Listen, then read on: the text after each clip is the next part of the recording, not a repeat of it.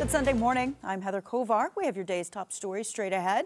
Right now, we're taking a live look over Schenectady using our Fraunhofer Skycam network. All right, meteorologist Craig Gold has been keeping an eye on it, and he said he saw a flake fly right here in downtown Schenectady. Just one.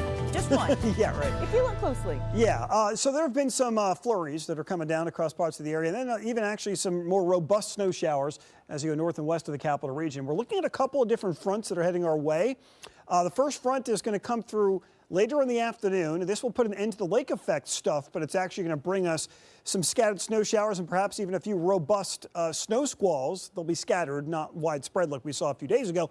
And then you've got the second front. This is going to come through overnight tonight. That's going to bring us a big drop in the temperatures. Today, actually not that bad in terms of the temperatures. With a strong southerly wind, we're going to wind up getting up close to 40 in some spots. We are looking at, again, a little batch of flurries going through the capital region up through Saratoga Springs and Glens Falls and Lake George. And then we have, again, more robust snow showers as you get closer to Lake Ontario, as we're looking over toward northern Herkimer and Hamilton County, where there's a winter weather advisory. They could wind up with a couple inches of snow before all is said and done. Temperatures outside mostly in the mid to upper 20s from the capital region north, some teens down to the south where we've cleared the skies out a little bit. As we go through the day today, it looks like we'll be in the mid 30s by midday, mostly cloudy, turning breezy out there, and then some late day snow showers. Watch out again for scattered snow squalls, at least, with temperatures getting near 40, but don't get used to that. Big drop of the temperatures to kick off the week. I'll have much more on that coming up in just a bit. Heather?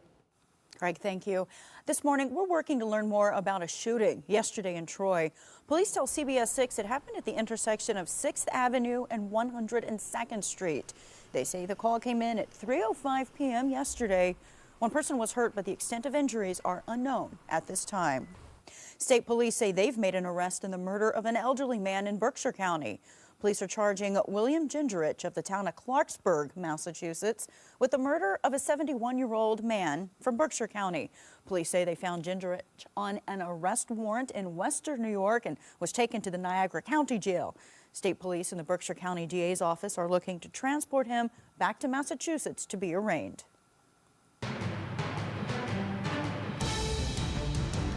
Russian troops are continuing their march across Ukraine, but so far the nation's capital, Kyiv, is not yet the site of a full-scale takeover. While Kyiv is under curfew until Monday morning, Russia unleashed a new wave of attacks overnight as the invasion enters its fourth day. Elise Preston has the latest.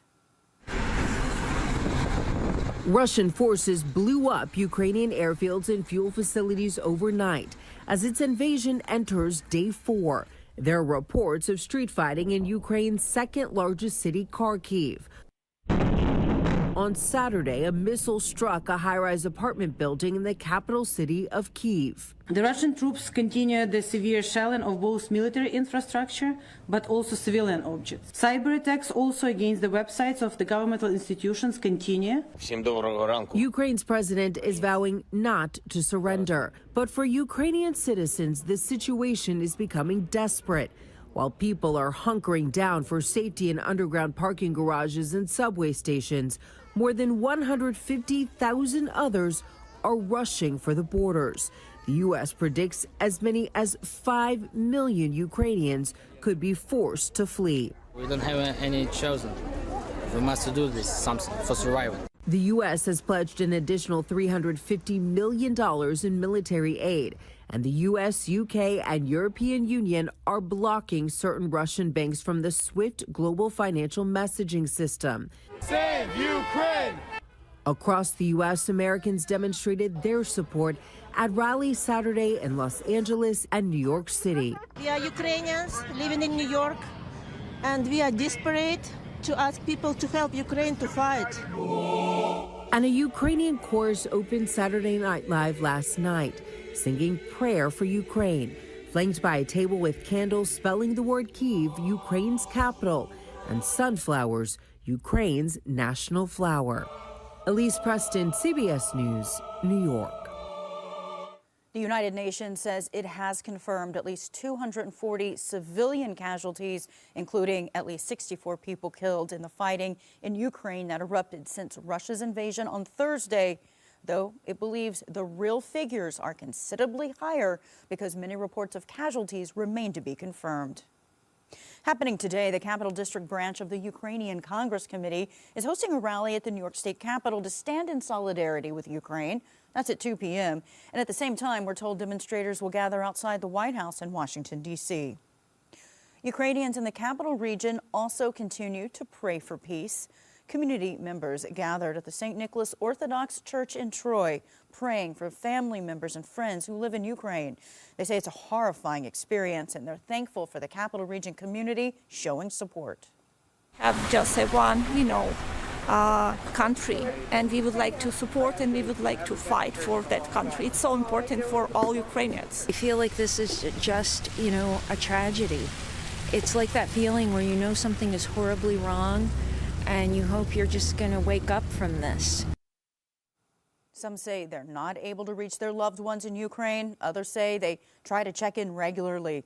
They say some people don't have gas or heat, and some are using the school to cook meals for the community. Albany International Airport showing support for Ukraine. Here you see its Welcome to the New York State Capital Region arch lit in blue and yellow. Under the direction of Governor Kathy Hochul, the airport joins landmarks throughout New York State displaying the colors of the Eastern European nation's flag. In making the announcement, the governor said, quote, New York is the proud home of the largest Ukrainian population in the United States, and we condemn the unjust and unconscionable violence being perpetrated against the people of Ukraine, end quote. Overnight, Niagara Falls was illuminated in blue and yellow in solidarity with Ukraine. The tourist attraction straddles the U.S.-Canada border and is one of several landmarks around the world lit up in blue and yellow, showing support for the Ukrainian people. One of the largest taxes New York State collects was meant to provide affordable health care to low-income New Yorkers. Ultimately, though, this tax in your health insurance coverage costs a family of four an average of $2,000 a year. CBS 6 investigates the Health Care Reform Act.